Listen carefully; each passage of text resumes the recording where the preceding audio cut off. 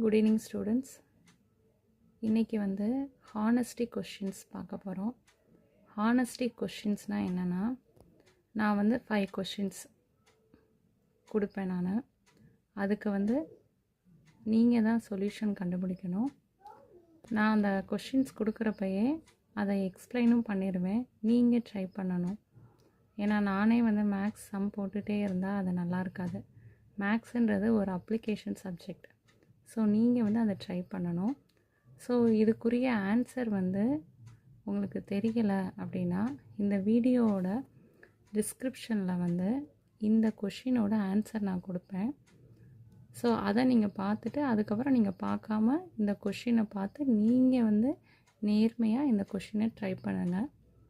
Try பண்ணி answer உங்களுக்கு கிடச்சிச்சின்னா கமெண்ட்டில் வந்து ஹானஸ்ட்டுன்னு நீங்கள் டைப் பண்ணுங்கள்.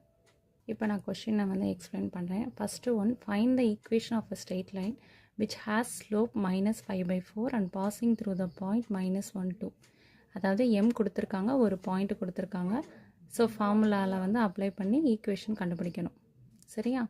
அடுத்து second one, prove that root of 1 + cos θ by 1 - cos θ is equal to cosecant θ plus cot θ.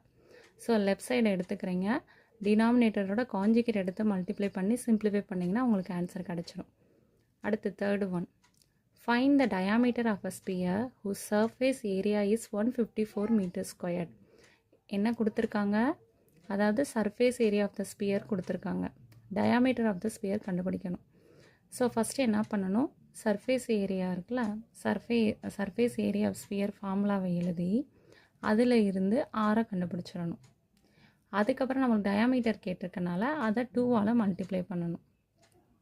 Fourth question, if the height of a cone is 8 cm and the slant height is 10 cm, then find the volume of the cone கேட்டிருக்காங்க. So volume of the cone formula first எழுதணும். அது என்னது, 1/3 πr² ஹச்சா. நம்மளுக்கு சம்மில் என்ன கொடுத்துருக்காங்க, ஹச்சு கொடுத்துருக்காங்க, slant height எல்லு கொடுத்துருக்காங்க. ஸோ பித்தாகரஸ் தியரத்தை யூஸ் பண்ணி ஆர் கண்டுபிடிச்சி அதுக்கப்புறமேட்டு வால்யூம் ஆஃப் த கோன் ஃபார்முலாவில் சப்ஸ்டியூட் பண்ணணும். அடுத்து ஃபிஃப்த்து கொஷின், ஏ மேட்ரிக்ஸ் கொடுத்துருக்காங்க, பி மேட்ரிக்ஸ் கொடுத்துருக்காங்க, A - B டிரான்ஸ்போஸ். ஃபஸ்ட்டு 2 மேட்ரிக்ஸை வந்து சப்ட்ராக்ட் பண்ணி அடுத்து டிரான்ஸ்போஸ் கண்டுபிடிக்கணும். அவ்வளோதான். ஸோ நான் இது ப்ரீவியஸ் இயர் கொஷினில் இருந்து தான் எடுத்தேன் நான். ஸோ ட்ரை பண்ணுங்கள், நீங்கள் நேர்மையாக உட்காந்து ட்ரை பண்ணுங்கள். Thank you students.